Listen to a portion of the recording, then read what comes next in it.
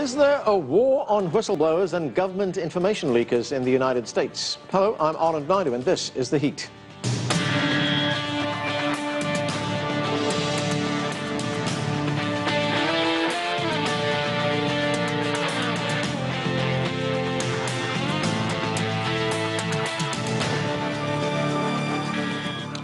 Since Barack Obama became president of the United States, his government has taken a hard line against whistleblowers and those who leak sensitive national defense information. Some have even accused the Obama administration of waging a war on whistleblowers. Meanwhile, America's most famous whistleblower, Edward Snowden, continues to evade efforts by the United States to prosecute him. Now living in Russia, he's always maintained he did the right thing when he leaked top-secret information about U.S. intelligence gathering to The Guardian newspaper 3 years ago. This is something that's not our place to decide. The public needs to decide whether these programs and policies are right or wrong. And I'm willing to go on the record to defend the authenticity of them and say, I didn't change these. I didn't modify the story. This is the truth. This is what's happening. You should decide whether we need to be doing this. If I had just wanted to harm the U.S., you know, that you could shut down the surveillance system in an afternoon. But that's not my intention. And now a former Assistant Inspector General in the U.S. Defense Department, who oversaw its whistleblower program, has come forward with strong criticism of the system. The fact that Mr. Snowden went outside the system, I think, shows a failure in the general whistleblower protection program within the Department of Defense, because whistleblowers need to have confidence that they can step forward without subsequently having reprisal and without being actually put on trial. Edward Snowden has added to the discussion, saying, quote, "We need ironclad enforceable protections for whistleblowers, a public record of success stories. There are no incentives for people to stand up against an agency on the wrong side of the law today, and that has got to change." Meanwhile, President Obama has long insisted that the disclosure of sensitive information about the U.S. government is damaging to America. If any individual who objects to government policy can take it into their own hands to publicly disclose classified information, then we will not be able to keep our people safe or conduct foreign policy. Moreover, the sensational way in which these disclosures have come out has often shed more heat than light, while revealing methods to our adversaries that could impact our operations in ways that we may not fully understand for years to come. And joining me now from the U.S. state of Maryland is Kirk Weber. He is a retired senior analyst with the United States National Security Agency. He's also a former whistleblower. With us from Minnesota is retired FBI agent and whistleblower Colleen Rowley. Also with me here in the studio is Bradley Moss. He is an attorney who specializes in litigation and matters relating to U.S. national security. Welcome to all of you to the show. Bradley, let me start with you. And I'm wondering if you could give us some idea of the difference between a whistleblower and a leaker of classified government information. As I understand it, a whistleblower is someone who's trying to do good. He's trying to act in the public interest. And someone who intentionally leaks government information for other reasons is a leaker who wants to do harm. Correct. I mean, that's generally been the dictionary distinction, is that a whistleblower is someone who's trying to expose fraud, waste, wrongdoing, something along those lines, and that the leaker, the person selling information, is doing it for their own personal benefit or doing it to harm their own country. Right. And as far as the law is concerned, though, there's no distinction. A leaker is a leaker. If you're leaking classified documents, it doesn't matter what your motivation was. It doesn't matter if there was a public interest aspect to it.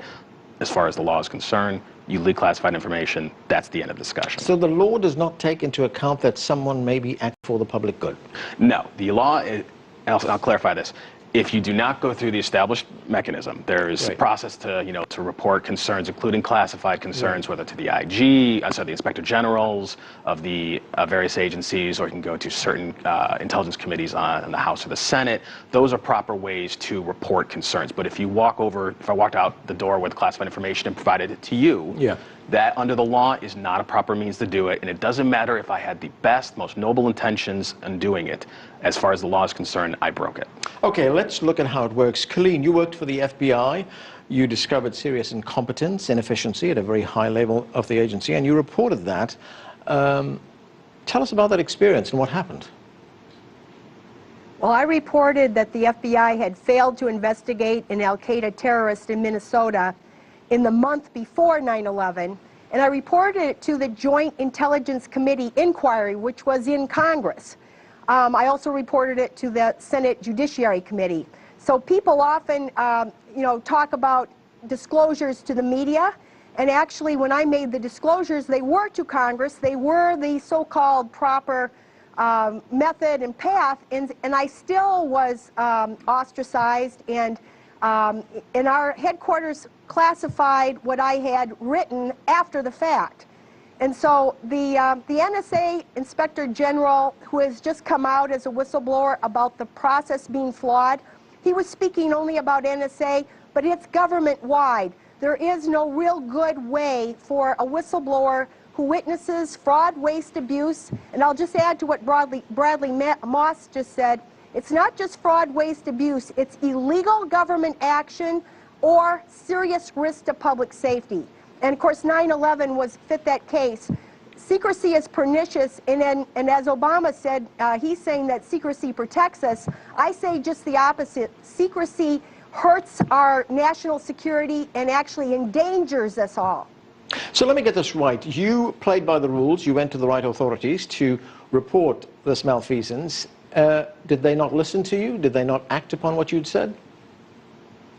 No, the Joint Intelligence Committee, actually as a result of my disclosures, I later testified to the Senate Judiciary Committee, and then as a result of that, along with the families, that was some of the impetus that pushed for the 9/11 Commission. And also there was an Inspector General investigation of my assertions in the FBI that found these failures existed. So I was vindicated, but it took 2 or 3 years, and by that time it was water under the bridge because people didn't know the truth, and President Bush already started war on Iraq, a country that had nothing to do with 9/11. They started to torture. All of these things occurred while there was still secrecy and the public did not know. All right. Kirk, let's bring you into this conversation. You worked at the NSA. You helped develop a data system which you believe could have prevented the attacks that took place on 9/11. But that system was sidelined for another system. You complained about the other system to the Inspector General at the Defense Department. What happened? Well, an investigation was launched as the result of our complaint, which we made in September of 2002, and that investigation concluded and a report written in 2005, late 2005. But the report was highly classified on purpose to hide the mismanagement and other improprieties involved in the government program, so that it was not available for general readership or general knowledge, even within the walls of Congress. So the government buried its dirty deeds. All right. Bradley, what do you make of that? Now, here we have two people, we've just heard their stories, who acted in good faith, who went to, through the right authorities to report what they had seen. But instead of those authorities acting upon what they'd been doing, as Kirk just pointed out, they want to bury it. They want to sweep it under the carpet. Well, I think you're seeing the reality of a very noble concept with the whistleblower protection that we do have set up in statutes already versus the reality of human nature, especially in the intelligence community, especially with the culture in which it's all about secrecy because they're the ones who are the last line of defense. And so there's an element of human nature that's caused the problem here. And in terms of, particularly for Kirk and both Colleen, I think what you saw was the system fail in terms of what it was most basic aspect to do. John Crane has a point here. The system has failed. There's no dispute that the system is not good. There's no dispute that the system is flawed. There's no dispute that the system needs to be fixed. There have been incremental improvements made during the last few years. President Obama was the first one to actually create some type of remedy for intelligence community employees when they were retaliated against. That was purely administrative. Now Congress finally, after so many years, has come around and made that a part of the statute. But even with that bare bones protection, It's all administrative. There's no right to bring it to a court. There's no right for me to demand that the client see the classified information at issue. It's all subject to administrative discretion. Colleen, when we look at what is happening, so much of this is, of course, politicized, and it's colored by one's political beliefs. Let's look at the case of Edward Snowden, for instance. As we heard at the beginning of the program, he said that he did the right thing. Did he do the right thing? Before I answer that, I just wanted to add, there is something that is often missing in these discussions, which is that it is wrong for the government to classify any information to cover up an illegal act. So that's something that is basic. We can't even have a democracy without the public being able to participate in a knowing way. All of our founding fathers realized that secrecy had to be kept to the minimum. I want to add something to Bradley Moss's thing about Obama. Obama actually has reduced some government secrecy. That's been one of the good things he's done. He's had a committee that has been looking at trying to reduce the secrecy itself, because the secrecy is the problem. If you have, millions of documents and you can classify things secret, etc., it will be literally impossible for the government to even protect public safety. It will be impossible. So anyway, I want to just mention that, yes, here's the answer to your question. Snowden has really been vindicated. There have been judges that have found that the government was conducting illegal surveillance. Some of that has been fixed in later laws. I think at least 2 judges found that, and then Congress acted. There are still some further actions pending. The FISA amendments expire in 2017, and more people are working on that. Obama had a commission, I forget the name of it, it was called his review panel, and then he had the Privacy and Civil Liberties Oversight Board. And both of those boards found across the board that Edward Snowden was correct in what he was saying, that the NSA had gone way too far in its collecting and vacuuming up of information. So he has been vindicated. He's now being vindicated by public opinion and even by officials such as Eric Holder. Bradley, you want to respond to that very quickly? Yeah, I'll say with all due respect, I don't believe he's been vindicated at all, by and large.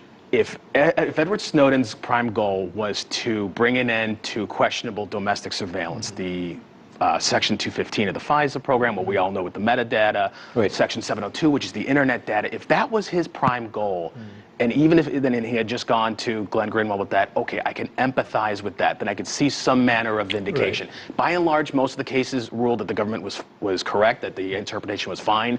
One circuit court said that they had gone beyond the statute, not that it was unconstitutional, they had gone beyond the statute, and now we have the revised legislation. Okay, if that was all he had done, I could live with that. But in the massive trove of data and documents that was given to Glenn Greenwald and to the various journalists, you had intercepts of Taliban communications. You had how we spy on various Chinese government and Chinese affiliated companies. You had how we're collecting data in terms of various cell phone data in Iraq and Afghanistan.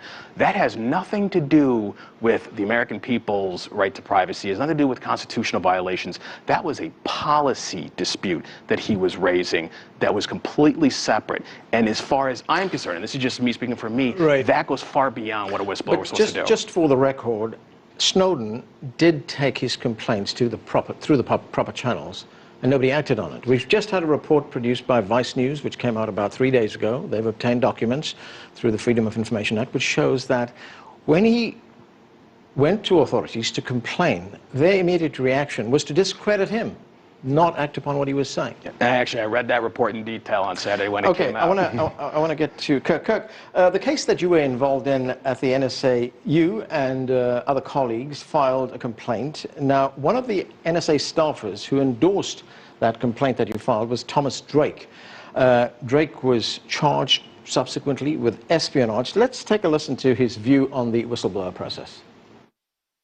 I can make an argument that government increasingly prefers to operate in the shadows and finds the First Amendment a constraint on its activities.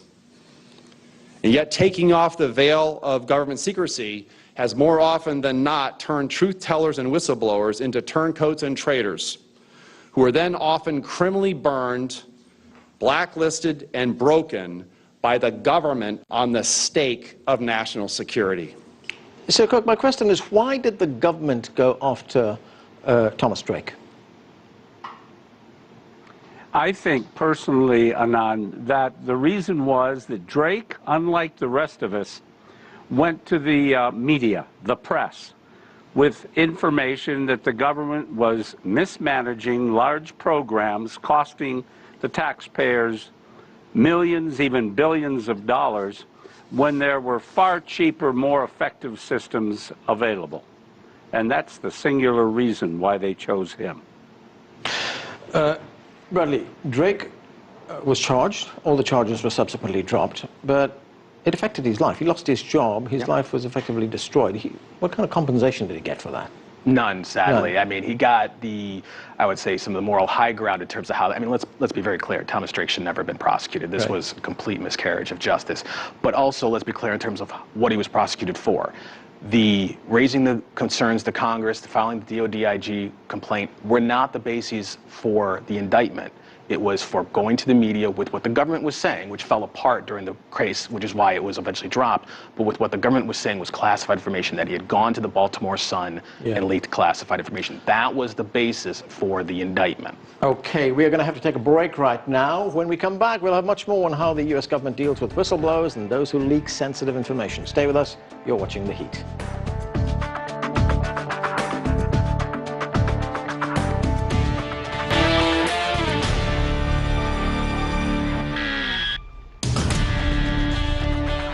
Welcome back to the show. We're talking about the crackdown on whistleblowers and those who leak sensitive government information. Let's get back to our panel. Colleen, you know, when Barack Obama came to office, he was seen as the great liberal hope. On day one in the office, he said that this would be a new era of openness. 7.5 years later, more people have been prosecuted under the 1917 Espionage Act by this administration than all previous presidents combined. Has this president, President Barack Obama, undermined the whistleblower system? I would say so. One of the points here is that before Barack Obama, the legal experts did not think that the Espionage Act of 1917 that was passed back during in order to actually address true spies, most legal experts did not believe that that applied, that you couldn't even use that statute to prosecute a whistleblower who was acting in the public interest. And that is the reason why there were so few. There was Daniel Ellsberg, but there were very few prosecutors. Now, Barack Obama's team decided that they would use that old 1917 Espionage Act, which, as Bradley Moss explains, does not have a defense for acting in the public interest. It does not actually have a whistleblower defense to it, and that is the problem. If Edward Snowden was allowed to argue that he wanted to reveal unconstitutional acts on the part of the government or serve public safety, etc., I would have no problem in telling Edward Snowden to come back and face trial. But unfortunately, old law is the problem, and Barack Obama is the problem for using that law. Right, and Kirk, if we look at how the law is applied, is it applied fairly? Because we get the case of the former director of the CIA, David Petraeus, who leaked classified documents to his girlfriend, Paula Broadwell. He got a fine and probation. If that had been somebody else... Precisely. Right, go ahead. Well, I was just going to say a good example. You know, if any of us had done what Hillary Clinton did, we'd already be in jail. There's no question. Look at the fervor they used to go after Thomas Drake, and they couldn't even substantiate that anything Thomas Drake had was classified. Now, here's a kicker, and why Snowden did what he did, and this is for Bradley also.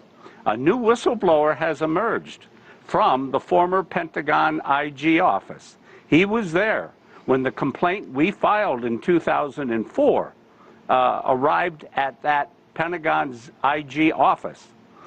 He has information very strongly suggestive that senior personnel in the IG's office gave our names, including Tom Drake, to the Department of Justice, thus violating a strict policy of confidentiality for whistleblowers. What I'm trying to say, Anand, is why did Snowden do what he did? Because he saw the injustice and the breakdown that happened to us. And one comment on Bradley's comments. While I understand there's no provision counting for purpose or intent, Snowden had no time in a secure environment to closely go through carefully all the documents he leaked. He took a chance that he'd get some good stuff and some wrongful stuff. It wasn't an intent to spread it all over the place, and indeed the media was cautioned not to do so, and there's still a lot of stuff that hasn't been put out in public. So I think that's a debatable issue. Bradley? I'll say is, as far as I recall, the way Edward Snowden described it, he went through it methodically. He took months to gather this. I mean, it's not the old days of Daniel Ellsberg where you have to copy by hand, piece by piece, every document.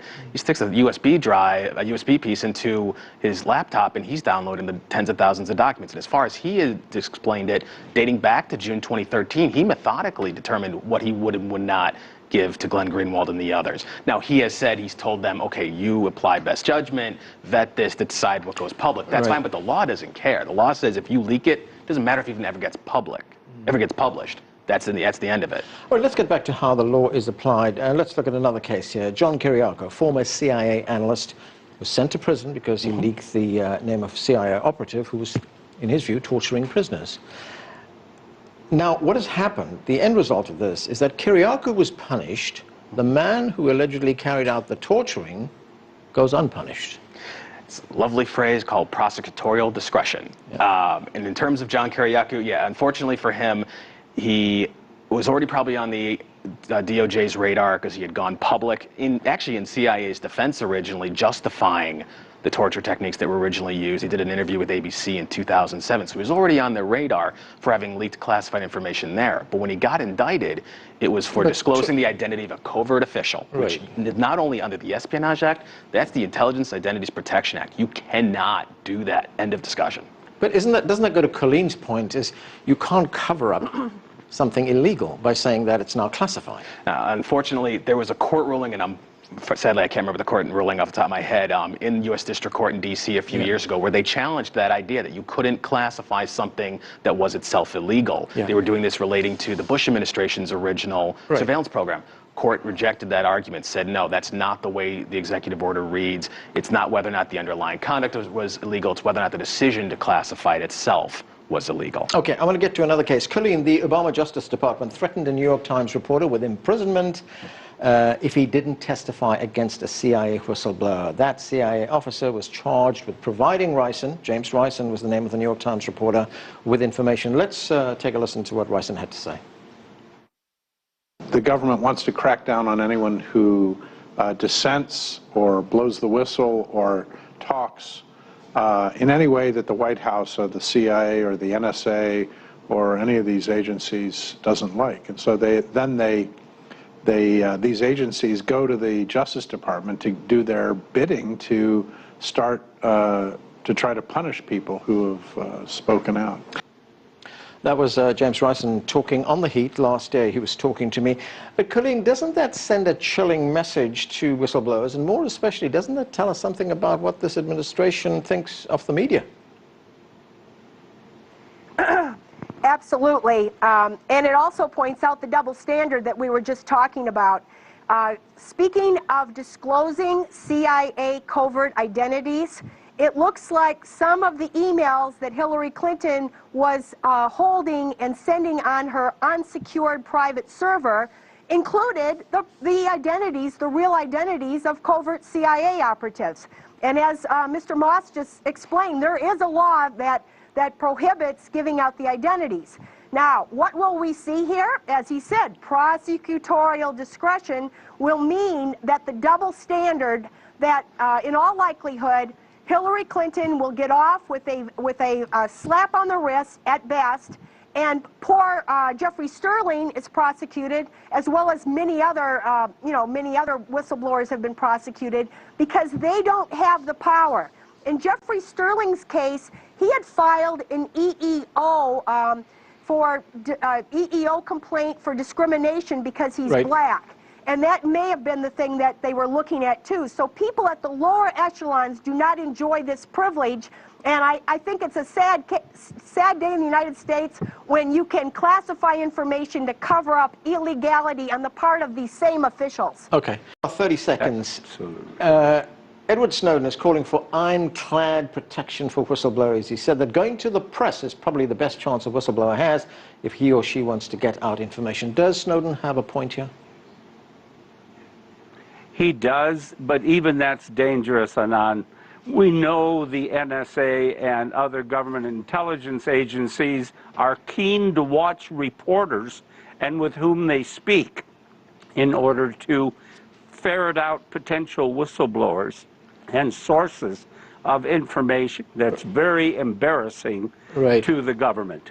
Okay. So we have a huge issue here that needs to be addressed. Okay, and that's where we have to leave it. Thanks to all of you for joining us. That's it for this edition of The Heat, but the conversation continues online. Join us on CCTV America's Facebook page to comment on this or any other show, or chat with us on Twitter at CCTV_America. I'm Arlen Naidu in Washington, D.C. Thanks for being with us.